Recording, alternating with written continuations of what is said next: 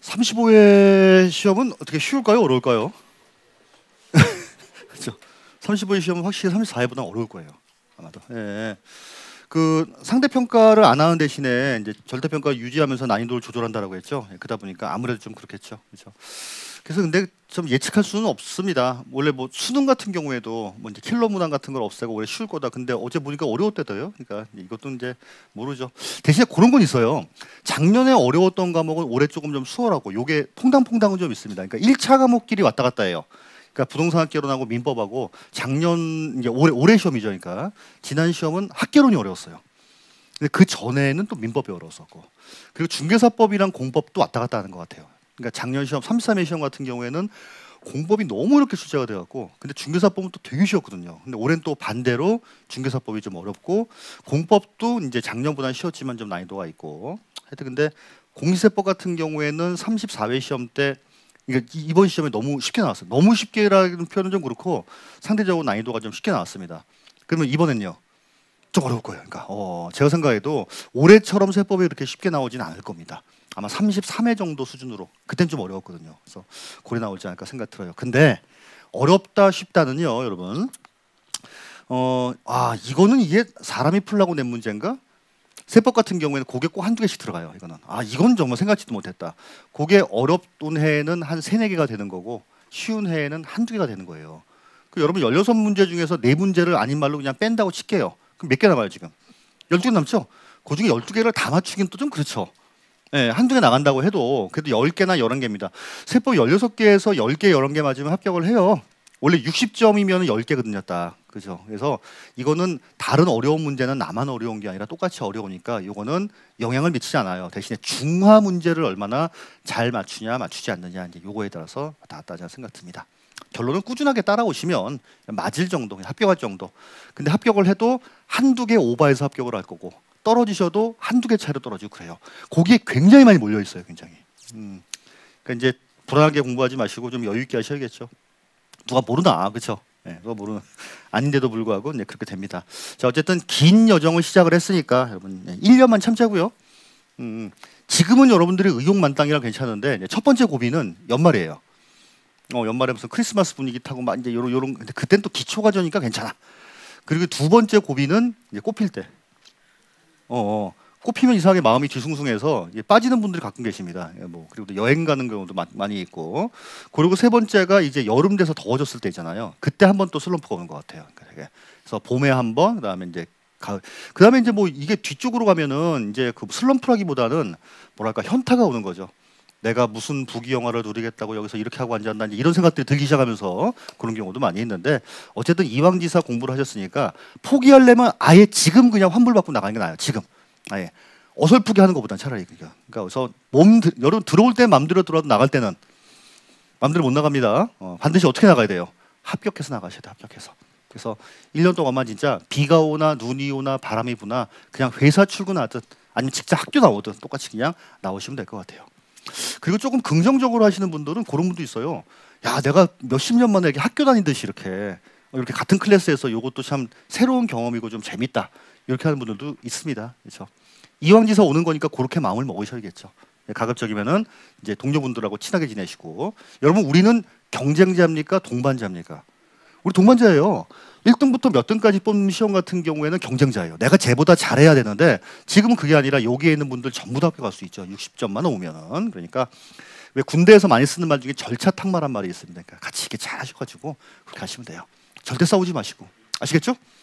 그 다음에 미혼 남녀 간의 연애 적극 권장합니다.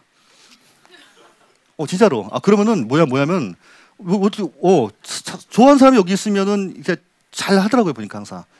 미혼 남녀입니다 대신에 미혼 남녀. 예. 자, 하여튼 그래요. 그다음에 나머지 이제 차분차분 얘기하도록 할게요. 하여튼 그냥 잘만 버티시면 돼요. 앉아만 있다고 되는 건 아니지만은 자 그래도 어쨌든 꾸준하게 그냥. 자 여기까지 됐죠. 우리 아까 취득세, 국세, 지방세, 취득세, 국세, 지방세 주소지가 중요하다, 물건이다. 물건 소재지, 세무서다, 구청이다. 구청 언제까지 신고한다? 취득일부터 6월 30일이 아니라 취득일부터 60일. 그렇죠. 취득일부터 60일입니다. 자, 등록명세는 소유권 말고 나머지 권리 아직 안 배워서 모르겠지만 뭐 저당권, 전세권 같은 거예요. 그거 생기는 사람들이 이제 납부를 합니다. 언제까지? 등기 등록 전까지. 이것도 물권 소재지에다가. 자, 재산세 한 번 취득했을 때 취득세 한 번 내면 취득세는 끝나요. 하지만 보유하고 있는 기간 동안 내내 자, 지방자치단체에서 세금을 부과합니다. 자, 언제 현재 가지고 있는 사람? 이건 알고 계셔야 돼요. 6월 1일 현재는 굉장히 중요한 가지예요. 요거를 조금 어려운 말로 뭐라고 하냐면 과세 기준일이라고 말합니다. 과세 기준일. 재산세 과세 기준일은 6월 1일이에요. 6월 1일. 그래서 올해분 내기 싫으면 언제 팔아라. 6월 1일 되기 전에 팔아라. 올해 거 내기 싫으면 언제 지난 다음에 사라. 6월 1일 지난 다음에 사라. 나만 알고 있다. 쟤도 알고 있다. 쟤도 알고 있다. 그게 문제다. 그렇죠? 오케이. 문제예요. 자, 그리고 납기하셔야겠죠. 7월 16일부터 7월 31일까지, 9월 16일부터 9월 30일까지. 7월에 나오는 거는 주로 뭐? 건축물. 9월에 나오는 건 토지. 하지만 단독주택 같은 경우에는 아예 한꺼번에 고시하기 때문에 일 두 번 하기 싫어서 일단 계산한 다음에 어떻게? 절반씩 그렇게 보시면 돼요. 자, 고지서로 부과하는 세금입니다. 자, 여기까지 됐죠? 자, 그 다음에 지금까지 제가 강조드렸던 건 국세인지 지방세인지 신고하는 세금인지 고지서로 나오는 세금인지 요거에 대해서 좀 포커스를 맞췄는데 자, 이제 또 중요한 게 나옵니다. 우리 여러분들 강남에 집 한 개만 사고 나는 일생의 목표를 이루었어요? 아니면 강남에 또 여러 개 또 사고 싶어요? 사고 싶지. 그렇죠. 사고 싶어요. 자, 그러면 내가 강남에 집이 세 채라고 할게요. 강남에 집이 세 채. 대박. 자, 요러면 일단 재산세가 나오는데 이게 합쳐서 나올까? 주택별로 나올까? 이거예요. 왜냐면 여러분 아까 이제 요거 세율 보죠. 0.1에서 0.4% 요런 세율을 뭐라고 하냐면 여러분 누진세율이라고 합니다. 누진세율. 예, 누진세율이라고. 누진. 여러분 누진세율이란 말은 들어본 적 있죠? 누진세. 예, 전화요금 같은 경우에도 많이 쓰면 누진세, 그죠? 전기요금 같은 경우에도 누진세. 자, 이것도 마찬가지예요. 금액이 얼마 안 돼. 이런 경우에는 0.1%만 내면 되는데, 이게 주택 가격이 높아요. 그런 경우에는 0.4로 올라가거든요. 자, 그러면 집이 세 채가 있을 때 아무래도 합산해서 과세하면 세율이 올라가겠죠. 주택별로 과세하면 조금 떨어지겠죠. 맞죠? 오케이. 자, 그럼 재산세는 여러분 재산을 갖고 있다는 게 죄입니까? 죄까지는 아니죠. 우리나라 무슨 공산주의도 아니고. 자, 이러다 보니까 납세자들한테 그래 갖고 있을 수 있어. 가급적이면 중과하지 말고 조금 혜택을 좀 주자. 재산세는 그래. 재산세. 자, 그러면 합쳐서 과세하겠어요? 아니면은 물건별로 과세하겠어요? 물건별로 과세합니다. 그렇죠? 자, 재산세는 여러분들을 제재하기 위한 게 아닙니다. 지방자치단체에서 그냥 그 세원을 좀 확보하기 위해서 재산 갖고 있는 사람들한테 그냥 최소한의 비용만 좀 이렇게 걷고자 하는 거예요. 그러다 보니까 합쳐 과세하지 않고 주택별로 과세합니다. 이거는 주택별로. 주택별로 과세합니다. 강남에 집을 10채를 갖고 있더라도 재산세 때는 합쳐 과세하지 않아요. 합치는 순간 세율이 올라갑니다. 합치는 순간 올라가. 여러분 왜 전쟁할 때 왜 뭉치면 살고 흩어지면 죽는다라고 하죠. 세금은 반대예요. 뭉치면 죽어요. 흩어져야 살아. 이거 됐죠? 오케이. 자, 여기까지는 이해했어요. 그럼 우리 재산세가 주택에 대해서만 나옵니까? 아까 설명했던 것 중에 건축물분 재산세도 나오고 토지에 대해서도 나오고 주택에 대해서 나오잖아요. 그러면 아닌 말로 건축물과 주택은 만들라고 하면 얼마든지 만들 수 있는 물건이죠. 법에서 제재 사항이 없다면 아니 막 팍팍 올려갖고 할 수 있잖아요. 그렇죠? 자, 근데 문제는 토지입니다. 여러분 토지는 만들고 싶으면 얼마든지 만들 수 있어요? 아니죠. 더더군다나 우리나라는 전체 국토 중에 몇 프로가 임야예요? 70%가 임야예요. 그러니까 쓸만한 땅이 얼마 없습니다. 얼마어요? 자, 그러면 말도 안 되지만 어떤 사람이 강남구에 이렇게 땅을 세 필지를 갖고 있는 겁니다. 그럼 원래 물건별로 과세한다라고 했죠. 그죠? 오케이. 그걸 원칙으로 합니다. 근데 이게 다 나대지요. 자, 그럼 나대지가 뭐예요? 나대지. 아무것도 없는 거. 그러니까 아무것도. 아니 강남 그 비싼 땅을 놀리고 있는 거 아닙니까? 이거는 못 봐요. 무슨 말인지 이해하시죠? 나머지 거에 대해서는 전부 다 물건별로 과세하는데 땅을 비효율적으로 쓰는 거에 대해서는 지방자치단체에서 발끈합니다. 이거는 이해가죠? 그럼 어떻게 하겠어요? 합산하여 과세하는 거죠. 그렇죠? 오케이. 자, 그래서 기본적으로는 물건별로 과세하는데 유일하게 뭐에 대해서만? 토지에 대해서만. 자, 그리고 효율적으로 쓰는 건 괜찮아요. 비효율적으로 쓰고 있다 이런 경우에만 합산과세합니다. 자, 결국 물건별로 과세하는 거를 뭐라고 하냐면, 야, 요거 중요합니다. 물건별로 과세하는 거를 물세라고 말합니다. 이거 잘 보여요? 물세, 물세. 수도요금 말하는 게 아니라 물건별로 과세한다. 물세. 옛날에 수도요금은 물세라고 했죠. 나만 썼나? 하여튼 예, 물세. 자, 그리고 사람별로 과세하는 거를 인세라고 합니다. 사람별로 과세하는 거. 자, 그러면 우리 아까 이제 그 재산세 볼게요. 물건별로가 주택을 여러 개 갖고 있으면은 물건별로 세금을 과세하니까 물세인데, 땅 같은 경우에는 당신이 나대지를 얼마치를 갖고 계십니까? 이 개념이에요. 그러니까 결국 뭐다? 합산과세한다. 그래서 인세란 말이 나오면 합산하여 과세한다라고 생각하시면 됩니다. 물세냐 인세냐, 요거 되게 중요해요. 물세인지 인세인지. 취득세는 무조건 물세예요. 취득세는. 그러니까 내가 만약에 3월에도 집을 사고 9월에도 집을 사고 11월에도 집을 샀어요. 그냥 각각 신고하면 끝나요. 이게 만약에 취득세가 인세였다라고 하면 합산해서 신고하셔야 돼요. 합산. 자, 그리고 등록명세도 물세고 재산세도 기본적으로 물세인데 뭐에 대해서만? 토지에 대해서만. 자, 그리고 비효율적으로 쓰는 경우에만 합산과세한다라고 보시면 됩니다. 이건 나중에 재산세 할 때 조금 좀 자세하게 설명드릴게요. 재산세 때는 이게 좀 어려워요. 토지에 대해서 재산세를 어떻게 과세하는가, 이걸 공부하는 게 좀 어렵습니다. 필지별로 과세하는 거냐 아니면 합산과세하는 거냐, 이게 좀 어려워요. 여러분 딱 봐서 취득세, 등록명세, 재산세 지금 3개 있는데 어떤 게 제일 쉬울 것 같아요? 등록명세가 제일 쉬워요. 등록명세 취득세 양이 뭐 5분의 1도 안 됩니다. 자, 그리고 여러분 이제 이걸 미리 설명드렸어야 되는데, 취득세는 몇 문제가 나오냐면, 취득세, 아이고 노란 걸로 하죠. 자, 먼저 취득세는 자, 2문제에서 3문제가 출제가 됩니다. 2문제에서 3문제. 옛날에는 무조건 3문제가 국룰이었어요. 근데 요즘 와서는 조금 취득세 비율이 좀 떨어지는 것 같아요. 2문제. 자, 그다음에 우리 등록명세, 이제 등록까지만 쓸게요. 자, 등록명세는 1문제에서 2문제가 출제가 됩니다. 출제가 안 되는 적은 없어요. 그래서 얘네들 묶어서 4문제 나온다고 보시면 돼요. 얘네 묶어서 4문제. 자, 그러면 취득세가 2문제가 나오면 등록명세 2문제, 취득세가 3문제 나오면 등록명세 1문제. 자, 요렇게 섞어서 4문제 나와요. 4문제. 자, 그다음에 재산세도 2문제에서 3문제가 출제가 됩니다. 2문제에서 3문제. 그리고 요것도 요즘은 점점 2문제로 줄어드는 현상이 좀 있습니다. 이게 특정 세목은 많이 출제가 되고 어떤 거는 조금 출제가 되면은 많은 분들이 한 개 출제되는 것들은 포기해요. 이렇게. 근데 요즘은 그냥 그거 하지 않기 위해서 모든 세목을 다 2문제씩, 그냥 2문제씩 포기하지 못하게. 자, 결국 등록명세가 쉽기도 하고 비중이 적고, 자, 취득세하고 재산세는 항상 비교해서 좀 보셔야 돼요. 신고하는 세금인지 고지서로 받는 세금인지 아니면은 뭐에 대해서 과세하는지 이런 것들. 되죠? 오케이.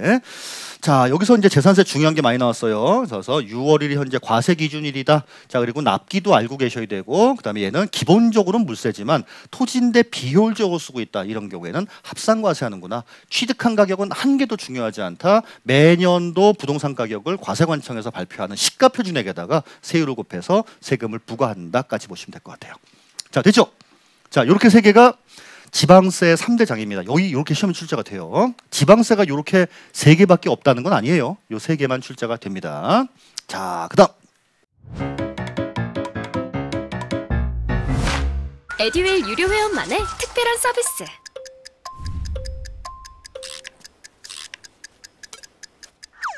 하치하차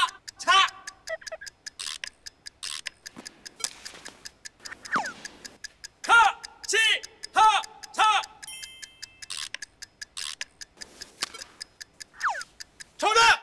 같이 하자 친구야. 에듀윌 유료 회원.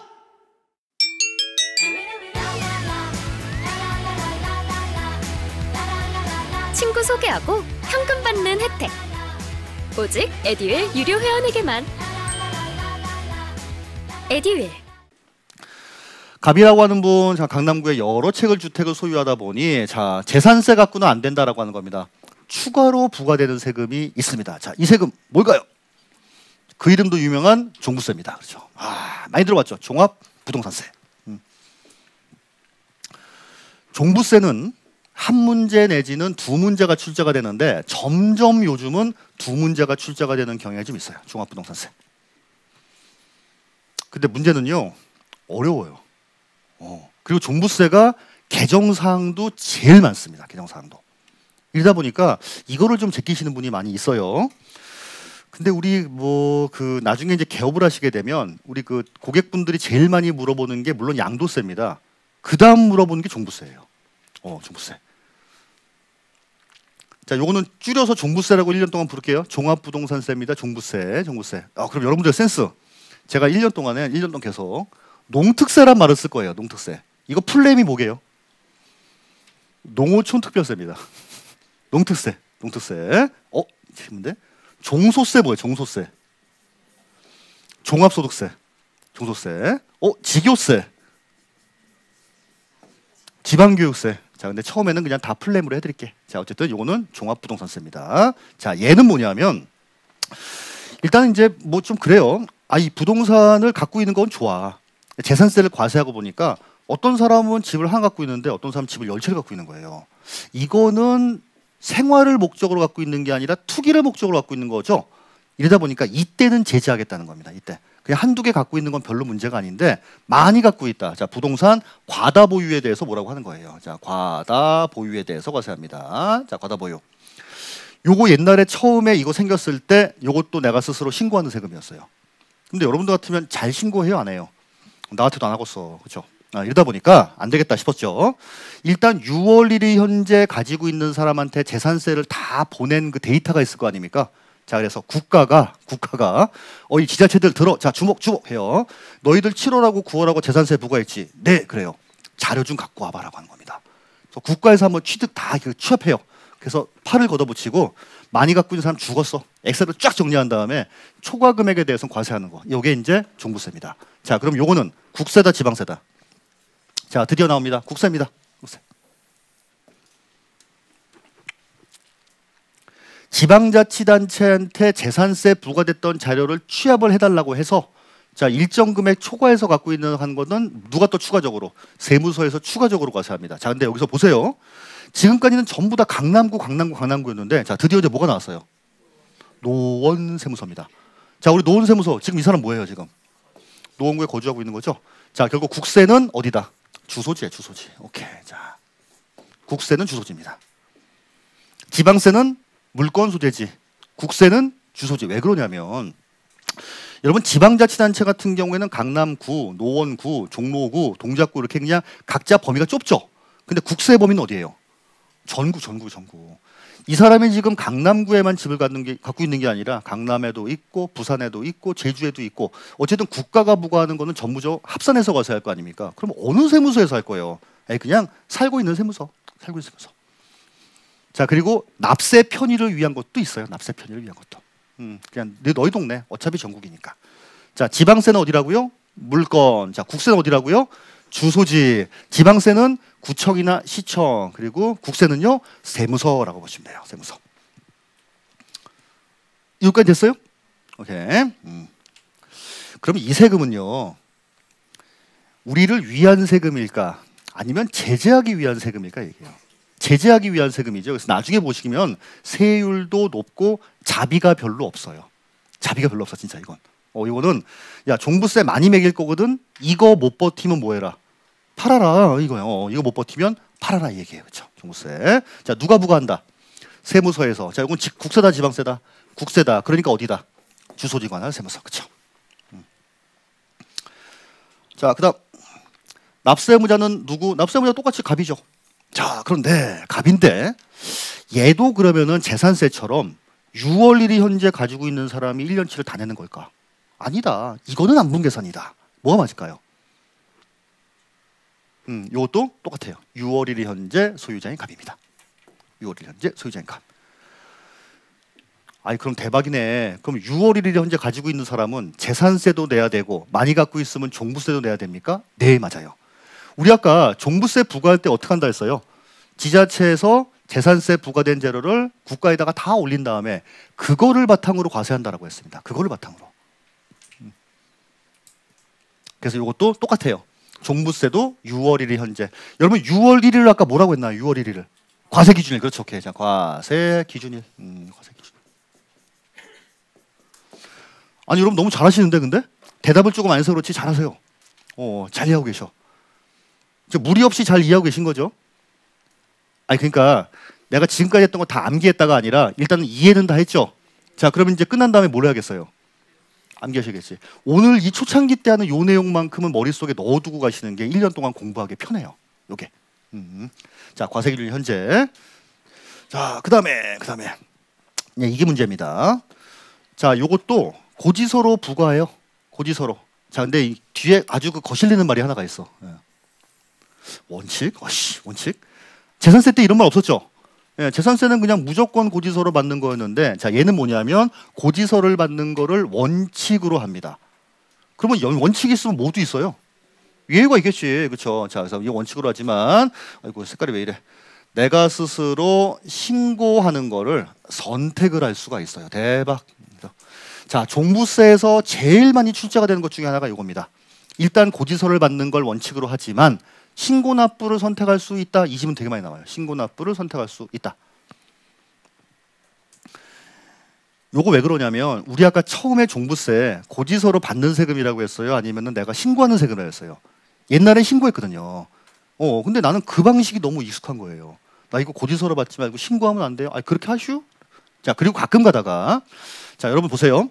강남의 아파트 용인에 있는 빌라 좋아요. 근데 집이 하나 더 있는데 그게 만약에 문화재 주택이래요. 이거 종부세 나오는 집이에요, 안 나오는 집이에요? 자 다시 강남에 아파트가 있고 용인에 빌라가 있는데 문화재 주택을 하나 내가 갖고 있어요. 내가 정손이라 쭉 물려받은 이게 무슨 조선시대 때 몇 대 때부터 뭐를 지내시는 우리 무슨 몇 대조 할아버님이 갖고 있던 집이었어요. 근데 문화재로 지정돼 있어요. 자 이거 종부세 나올 거예요, 안 나올 거예요? 안 나오거든요. 근데 종부세 고지서를 받아보니까 얘까지 들어가서 나온 거예요, 이게. 자 그럼 뭐 할 수 있다? 이거 그냥 무시해버리고 내가 신고할 수 있다는 거예요, 이게. 이거 됐죠? 오케이. 됐어요. 자, 그러면, 왜 이렇게 눈빛들이 부담스러워? 예, 얘도 그러면 납기가 있겠죠? 자, 우리 아까 재산세 납기 언제였어요? 7월 16일부터 7월 31일까지. 그 다음에 9월 16일부터 9월 30일까지. 7월에 나오는 건 뭐가 나온다? 건축물. 9월에 나오는 건 뭐가 나온다? 토지. 주택은 어떻게 한다? 합산해서 계산한 다음에 절반씩 보낸다라고 했었죠. 자, 근데 얘는 납기 알고 있어야 돼요. 특이합니다. 12월 1일부터 15일까지입니다. 이것도 참 많이 나와요. 12월 1일부터 15일까지. 이거 그럼 오답으로 뭐라고 나오냐면 12월 16일부터 12월 31일까지라고 많이 나옵니다. 아니에요. 얘는 12월 1일부터 12월 15일까지예요. 이제 얼마 안 남았죠? 얼마 안 남았어요. 오케이. 자, 그 다음에 우리 아까 재산세는 건축물분 재산세도 있었고 토지분 재산세도 있었고 주택분 재산세도 있었고 나중에 말씀드리겠지만 우리는 갖고 있는 게 아는 거 선박이나 항공기도 재산세가 나와요. 토지, 건축물, 주택, 선박, 항공기. 선박, 항공기 갖고 있는 거 주변에 본 적 있는 분? 없죠. 나도 없어요. 제발 없습니다. 자, 근데 이제 종부세는요 딱 두 개만 나옵니다. 토지하고 주택이에요. 토지하고 주택. 6월 1일 현재 토지나 주택을 가지고 있는 사람한테는 종부세 과세합니다. 토지나 주택.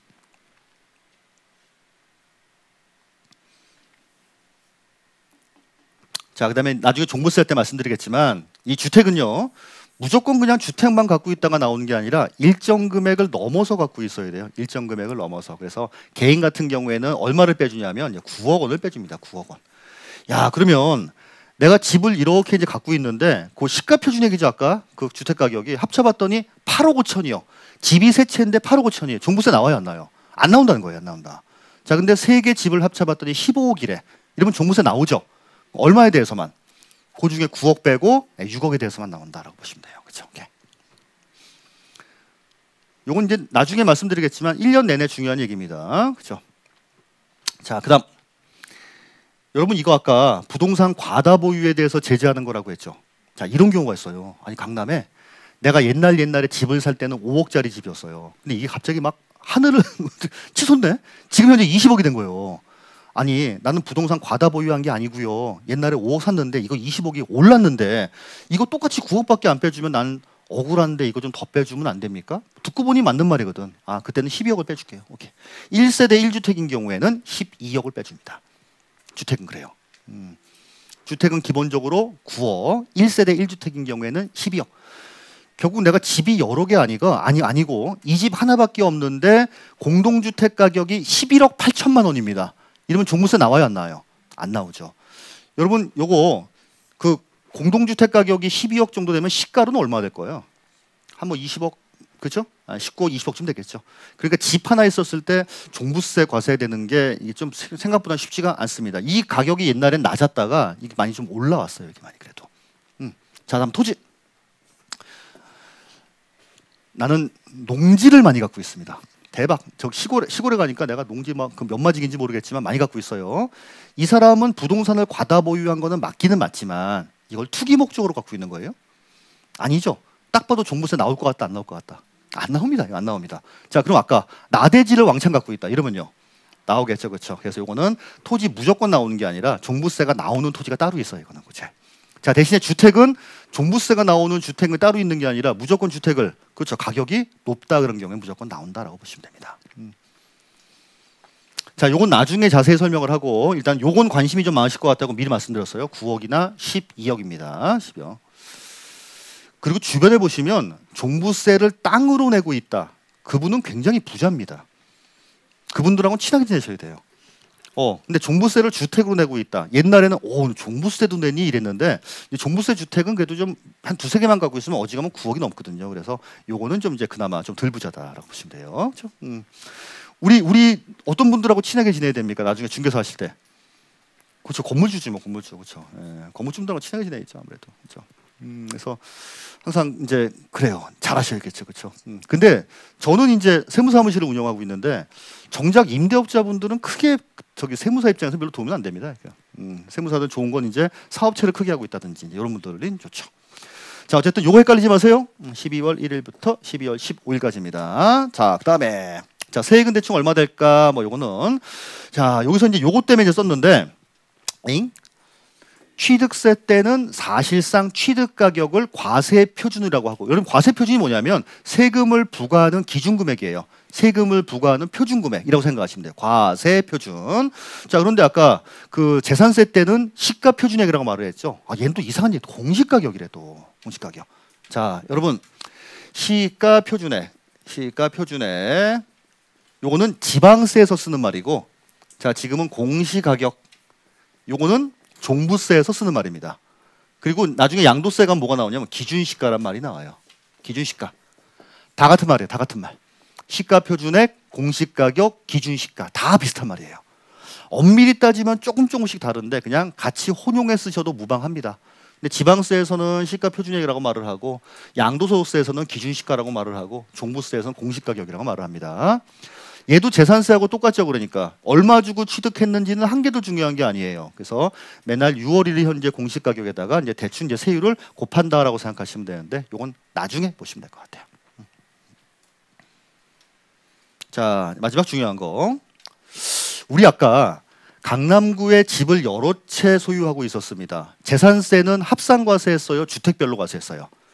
주택별로 과세했죠. 물론 합산과세하는 토지도 있기는 있었지만 재산세는 기본적으로 제재하기 위한 세금이 아니라 어쨌든 지방자치단체에 세원을 그냥 조달하기 위한 거니까 그렇게 높지 않았습니다. 자, 문제는 얘입니다.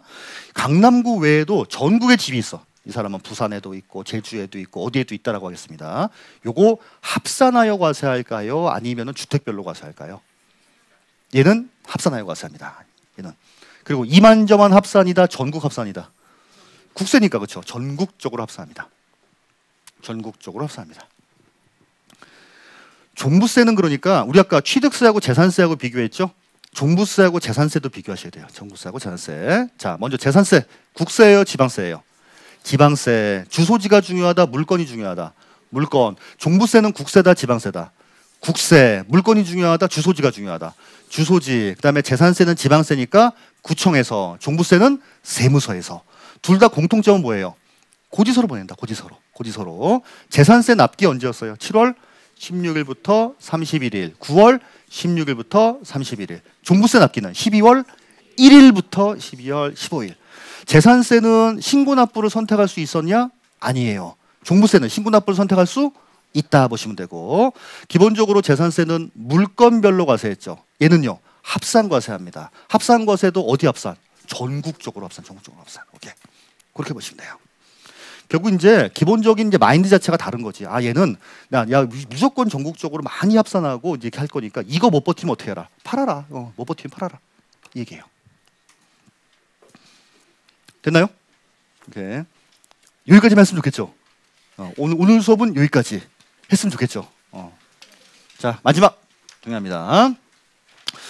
갑이라고 하는 건 2023년 6월 30일 취득한 강남구 소재 주택, 자 취득가액은 5억 원이었어요. 이거를 2026년 6월 15일 날 10억 원에 양도를 했습니다. 이러면 무슨 세금 내야 돼요? 이제 그 이름도 유명한 양도소득세. 오케이. 자, 그 이름도 유명한 양도소득세입니다. 여러분 요거 양도소득세는 조금 어려워요. 그리고 어렵다는 얘기 많이 들었죠. 자, 그다음에 출제도 5문제에서 7문제가 출제가 된 적도 있긴 있는데 대개 5개 아니면 6개예요. 이렇게 5개 아니면 6개. 많다. 그죠?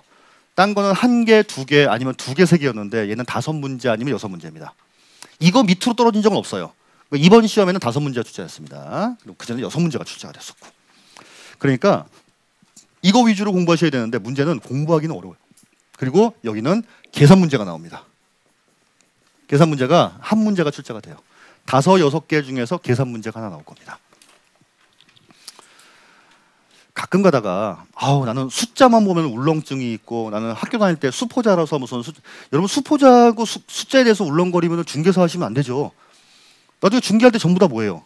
돈 그렇죠. 다 숫자고 면적이고 한데 그렇죠. 근데 계산 문제 나오는 거는 약간 정형화돼 있어서 조금 뻔해요. 그러다 보니까 몇 가지 유형만 연습하시면은 이제 충분히 할 수가 있습니다. 정작 계산 문제 많이 나오는 과목은 부동산학개론입니다. 부동산학개론 이론 문제가 30문제가 출제되고 계산 문제가 10문제가 나와요. 이걸 포기하면 어떻게 말도 안 되는 거지, 여러분. 대신에 이제 시험 볼 때는 얘 먼저 푸시고 그 다음에 이제 각 잡고 이거 푸시면 되죠, 그렇죠? 그래서 언뜻 보면은 세법에서 계산 문제가 많이 출제가 될 것 같지만 계산 문제는 하나 내지는 2개, 양도세에서 하나, 종합소득세에서 하나 그렇게 나오는 경우가 있습니다. 그 정도 나오니까. 그리고 올해 시험은 계산 문제 2문제가 다 조금 난이도가 뭐 높다라고 볼 수는 없었어요. 근데 작년에 2문제 나왔을 때는 하나는 되게 어렵고 하나는 되게 쉽고 약간 그래요. 자 5개에서 6개입니다. 양도소득세. 공부할 때는 무지하게 어려운 건데 시험 문제 보게 되면은 사실은 그렇게 어렵진 않아요. 최근에 조금 어렵게 나왔던 거는 오늘 공부할 조세총론이 조금 어렵게 나왔습니다. 자 어쨌든 양도세입니다. 자 그러면 요 세금은 뭐냐면 뭐가 생겼다고 내는 세금이에요? 소득. 자 그럼 이 사람은 지금 얼마 벌었습니까? 5억 벌었죠? 네, 5억에 사서 10억에 팔았으니까 남긴 금액이 5억이에요. 그럼 5억에 사서 5억에 팔았다. 낼 세금 있다 없다? 없어요. 없습니다. 그럼 낼 세금 없으면 신고 안 해도 돼요? 신고는 해야 돼요. 세무서님, 죄송한데 제가 5억에 사서 5억에 팔았거든요. 그래서 남는 건 없습니다라고 들이밀어야 이 사람은 남는 게 없구나 하는 거지. 이걸 신고를 안 하게 되면은 얼마에 팔았는지를 모르니까. 아까 취득세도 뭐였어요? 얼마에 샀는지 모르니까 신고해 주는 거였죠. 요건 이제 취득세 신고했으니까 알아요. 이걸 모르는 거예요. 그러니까 내가 적극적으로 신고를 해줘야 됩니다. 자 그리고 요것도 국세일까요? 지방세일까요? 국세입니다. 그러면 여러분 문제. 강남구에 있는 집을 팔았잖아요. 그럼 이거 국세니까 어디다 신고한다? 세무서인데 강남세무서, 노원세무서. 그렇죠. 노원세무서. 주소지 관할 세무서에다가 신고합니다. 네, 주소지 관할 세무서에다가 신고해요.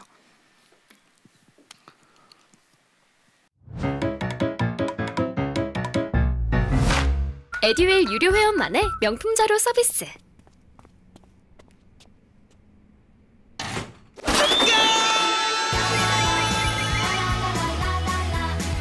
고퀄리티 명품 자료의 혜택. 오직 에듀윌 유료 회원에게만. 에듀윌. 취득세는 얼마에 샀는지 몰랐기 때문에 신고해달라는 거고 얘는요. 얼마에 팔았는지 모르기 때문에 신고해달라는 거예요. 이거 신고. 그럼 이것도 마찬가지예요. 내가 5억에서 10억에 팔았지만 5억에 사서 6억에 팔았다고 신고했습니다. 일단 받아들여요. 하지만 조사 결과 걸리면 어떻게? 가산세까지 더해서 이렇게 이제 과세하겠죠. 가산세가 몇 프로 낼까요? 이러면 대충 가산세가. 느낌에 어머니 가산세 몇 프로 낼까? 응? 가산세 40%예요. 특히나 이렇게 제일 안 좋게 보는 게 다운계약서입니다. 다운계약서 걸리면 자비가 없어요. 그러니까 이제 세금 신고하다가 뭐 누락을 냈다든지 실수할 수 있어요. 그런 경우에는 가산세가 10%밖에 안 됩니다. 이건 다음 시간에 배울 건데, 근데 이렇게 고의적으로 다운계약서 썼다든지 거짓 증빙을 뭐 획득했다든지 이러면은 과세관청에서 일체 봐주는 거 없이 가산세가 40%입니다. 자, 가산세가 40이라고 하는 건 뭐냐면 원래 낼 세금이 1억이잖아요. 1억에다가 40%면 얼마예요? 4천만 원. 이만큼을 가산세로 더하겠다라는 겁니다. 그래서 성실 신고하셔야 돼요. 성실신고. 자, 요거 됐습니다. 자, 그다음에 자, 직접 신고하는 세금이다. 네, 직접 신고하는 세금이다. 갑이 직접적으로 신고합니다. 이것도 어디다가 신고한다? 주소지 관할 세무서에다 신고한다. 남는 게 없으면 신고 안 해도 된다? 아니다. 남는 게 없어도 신고는 반드시 해줘야 된다라고 하는 거예요. 남는 게 없어도 직접 신고해줘야 돼요. 자, 그다음에 이제 이게 문제입니다. 우리 아까 취득세는 언제까지 신고했어요? 취득세. 취득일로부터 60일. 등록면허세는 언제까지 신고했습니까? 등기 등록 전까지. 얘네 둘은 국세였어요, 지방세였어요? 지방세니까 주소지에 신고했다, 물건에다 신고했다. 물건 소재지에다가. 자, 근데 얘는 직접적으로 신고합니다. 국세니까 주소지 관할 세무서에다가. 자, 얘는 좀 어려워요. 양도일이 속하는 달에 말일로부터 2개월입니다. 아, 어렵다. 양도일이 속하는 달에 말일로부터 2개월이에요. 양도일이 속하는 달에 말일로부터 2개월. 자, 지금 이 양반 언제 팔았어요? 6월 15일. 자, 그러면 언제까지 신고한다는 겁니까? 양도일이 속한 달에 말. 언제예요? 6월 30일. 양도 6월 15일 했으니까 6월 30일부터 몇 개월? 2개월. 자, 2개월이면 언제예요? 8월 30일까지. 그렇죠. 오케이. 8월 30일까지 신고하시면 돼요. 양도일이 속한 달에 말일로부터 2개월. 요것도 시험 문제 많이 나와요. 양도일로부터 2개월. 아니에요. 양도일이 속한 달에 말일로부터 2개월입니다. 그럼 이분이 만약에 6월 2일 날 팔았습니다. 자, 이때도 언제예요? 똑같아요. 양도일이 속한 달에 말일. 자, 6월 30일날로부터 2개월이니까 8월 30일 똑같죠. 그러니까. 그럼 여러분들 센스. 아까 취득세 때 등기 등록일을 취득일로 봤어요? 사실상 잔금일을 취득일로 봤어요? 사실상 잔금일을 취득일로 봤죠. 자, 그럼 잘 보세요. 취득한 사람의 반대편은 양도한 사람 아니에요? 맞죠? 취득한 사람의 반대는 양도한 사람이에요.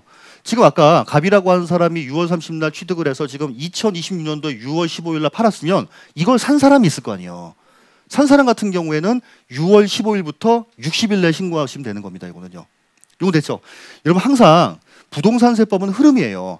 취득을 했잖요. 그럼 취득한 사람의 반대편은 양도한 사람이 있겠죠. 그 사람은 양도하고 내가 취득을 하고 내가 쭉 보유할 때는 재산세하고 종부세를 내고 있다가 내가 팔았네? 그럼 내가 또 양도면 저 사람은 또 취득이고 보유하면서 재산세, 종부세 내고 또 양도했네? 그럼 저 사람은 취득이고 계속 흘러간다 생각하시면 됩니다. 그래서 부동산세법은 이렇게 커다란 흐름이에요. 그 흐름 속에서 누가 내냐, 얼마를 내냐, 어디다가 내냐, 납기는 어떻게 되냐, 요거 항목별로 배운다고 생각하시면 됩니다. 이제 좀 감이 잡히죠? 그러니까 부동산세법은 딴 게 아니라 취득, 보유, 양도에 대해서 언제 내는지, 누가 내는지, 어디서 내는지 이것들을 그냥 공부하는 거다라고 생각하시면 돼요. 이것만 하면 다 끝났어요. 그냥 다 끝났어. 갑자기 부동산세법이 쉬워지죠? 그건 아니고. 근데 해보면 이제 가지가 엄청나게 많은 거지 대신에 이거는. 자, 그래서 요것 좀 아시고. 자, 그다음에 자, 그럼 대충 세액이 얼마가 될까라고 하는 건데, 자, 세액 10억 곱하기 세율이다. 아니다. 요거에서 5억을 뺀 차익에 대해서 세율이다. 차익에 대해서 세율이다. 그렇죠? 그래서 요거는 이제 양도 차익이라고 말합니다. 자, 10억 원에 팔았네. 얼마 주고 취득했는데 5억이요. 너 그럼 5억 남겼네. 자, 그래서 5억 곱하기 세율을 이렇게 곱하시면 되는데, 자, 우리 다른 세율은 벌써부터 외울 필요식은 없다라고 생각을 합니다. 근데 요거는 조금 알고 계세요. 자, 우리나라 소득세 세율입니다. 소득세. 여러분 지금 이름이 지금 양도소득세라고 했죠. 그럼 양도소득세는 뭐를 통해서 벌었다는 거예요? 부동산 팔아서 소득이 생겼다는 겁니다. 그럼 내가 월급 받는 경우에는 그럼 근로소득입니까? 네, 맞아요. 내가 그럼 사업을 하면 사업소득이에요? 네, 맞아요. 그럼 내가 은행에다가 예금을 했는데 이자 받으면 이자소득입니까? 네. 결국 요 앞에 이름을 보면은 근데 이 세율이 전부 다 뭐란 얘기예요? 6에서 45%입니다. 6에서 45%. 과세 표준 1,400만 원 이하인 경우에는 6%만 내면 되고 과세 표준 10억을 넘어간다 이런 경우에 45%예요. 8단계 초과 누진 세율로 되어 있습니다. 오 복잡해. 이게 6%, 15%, 24% 이것까지 외울 필요식은 없지만 자 우리나라 세율은 6%부터 최대 45%까지 되어 있구나. 요 정도는 조금 알고 계시면 좋아요. 됐죠? 오케이. 자 그래서 가지고 있을 때는 두 가지 세금, 지방세인 재산세도 부과하고 많이 갖고 있으면 국세인 종부세도 부과합니다. 얘네들은 신고하는 세금이 아니라 고지서로 받는 세금인데 다만 종부세 같은 경우에는 신고 납부를 선택할 수도 있었고 납기가 7월, 9월, 종부세는 12월 1일부터 15일이었어요. 그리고 있다가 이 부동산을 팔게 되면 양도일이 속한 달에 말일로부터 2개월 이내 어디다 신고한다? 주소지 관할 세무서에다가 자 내가 얼마에 사서 얼마에 팔았거든요 라고 하는 거를 신고를 해줘야 됩니다. 자 그러면 지금 보니까 신고하는 세금이 세 가지가 있었어요. 신고하는 세금. 자 내가 스스로 이제 신고하는 세금 세 가지가 있었습니다. 자 뭐뭐 있었죠? 먼저 취득세. 취득세 얼마 주고 취득했는지 신고를 알고 있어야 되니까. 자 또 등록명세도 신고했어야 돼요. 자 등록명세. 아니 등록명세도 저당권은 얼마 설정할지 전세권은 얼마 설정할지 신고해줘야 할 거 아니에요. 자 또 양도소득세. 오케이. 자 양도소득세도 내가 직접적으로 신고를 해줘야 됩니다. 얼마에 팔았는지 알아야 될 거 아니냐라고 하는 거예요. 다만 얘네 위에 두 개는 뭐였다? 지방세였다. 지방세. 그러니까 물건 소재지에 신고하고 자 양도세는요. 국세였다. 국세니까 어디? 주소지에다가 신고한다. 주소지에다가. 신고하는 세금은 요거예요. 자 그다음에 이제 고지서로 받는 세금이 있었습니다. 자 고지서로 받는 건 뭐 어떤 세금? 재산세, 오케이. 네, 재산세. 자, 또 종부세라고 쓸게요. 자, 재산세하고 종부세 같은 경우에는 이렇게 고지서로 받았습니다. 다만 종부세 같은 경우에는 무조건 고지서로 받는 게 아니라 뭐를 선택? 네, 신고 납부를 선택할 수 있었어요. 자, 신고를 내가 이렇게 이제 선택을 할 수 있었다라고 보시면 되죠. 신고를 선택. 그래서 오늘 요것 중에서 제가 강조드리고 싶은 거는 딱 세 가지예요. 먼저 국세인지 지방세인지를 먼저 구분할 수 있어야 됩니다. 이게 국세인지 지방세인지. 자, 그 다음에는요. 합산 과세하는 인세인지 물건별로 과세하는 물세인지. 자, 이제 마지막이에요. 그래서 여러분 아까 취득세는 물세였어요. 취득할 때마다. 재산세는 기본적으로 물세지만 비효율적으로 쓰고 있는 토지에 대해서는 합산과세했습니다. 자, 종부세는요. 무조건 합산과세했어요. 자, 문제 얘입니다. 강남구에 이거 판 집 말고 올해 또 다른 양도가 있었습니다. 알고 보니까 이 사람 6월 달에 집을 팔았는데 2월 달에 땅 판 게 있던 거예요. 이거를 합산하여 신고할까? 뭔 얘기요? 취득세도 물건이었으니까 얘도 각각 신고하면 그냥 끝날까? 이 얘기입니다. 이것도 여러분 세율 보세요. 합산과세하면 어떻게? 세금이 많아지겠지. 물건별로 신고하면 세금이 줄어들겠지. 자, 양도소득세는 어떤 개념일까라고 생각하시면 됩니다. 양도세는 안 좋게 볼까? 좋게 볼까? 지금 보면 좋게 보면은 그냥 막 물건별로 했잖아요. 안 좋게 보면 합산과세 했어요. 얘는 안 좋게 볼까요? 좋게 볼까요? 왜요? 왜 안 좋게 봐? 다른 소득세에 비해서는 안 좋게 봅니다. 왜 그러냐면 이거 불로소득이다 이거예요. 이거 전형적인 불로소득 아닙니까? 그렇죠. 물론 불로소 내가 얼마나 여기에 대해서 공을 들였는데 이건 맞지만 본인의 무슨 노동력이 들어갔다든지 뭐 이런 게 아닌 경우가 많습니다. 그래서 안 좋게 봐요. 자, 안 좋게 보니까 어떻게? 합산과세하는 거죠. 그렇죠. 오케이. 합산과세합니다. 올해 만약에 다른 양도가 있었다 이런 경우에 합산해서 세율이 올라가요. 자, 그러면 여러분들 같으면 양도할 게 두 건이 있어요. 한 해 파는 게 좋아요? 아니면 1년 넘겨갖고 따로 파는 게 좋아요? 그렇지. 이걸 안 내줘야 돼요, 여러분들. 나중에 이제 중개하실 때 요거 이제 만약에 또 판 게 있는데 올해 또 판 거 있으세요라고 물어봐서 올해 판 게 있다라고 하면 이거 합쳐서 하면 세율 좀 올라갈 것 같은데 계약은 지금 한다 하더라도 뭐는 좀 미루자. 잠깐. 왜냐하면 아까 취득 시기하고 양도 시기가 등기 등록이 중요했어요? 아니면 잔금일이 중요했어요? 잔금을 들여두시는 것도 굉장히 중요해요. 그러니까 요거는 그러니까 11월 이후부터 왔다 싶은 경우에는 그걸 안 내주면 좋아하겠죠. 그렇죠? 이거는 양도는 합산하여 신고해야 됩니다. 그러니까 요거 좀 뒤로 늦추자. 이거 좋죠. 요거 됐죠? 자, 그럼 결국은 대부분의 지방세는 물세예요. 대부분은. 그리고 국세 같은 경우에는 인세입니다. 합산하여 과세한다라고 보시면 되겠죠. 됐습니까? 오케이. 자, 오늘 여기까지 한 부분에 대해서는 여러분 복습을 꼭 좀 부탁드립니다. 이거는. 그리고 이거를 머릿속에 넣고 시작하면은 한결 수월해요. 한결 수월한데 이 개념 자체가 이게 국세인지 지방세인지 이거부터 헷갈리고 시작하면은 아이고 굉장히 좀 힘들어요. 그래서 요것만큼은 좀 잘 좀 부탁드릴게요. 오케이, 자 10분 쉬었다가 이제 추후 총론 보도록 하겠습니다.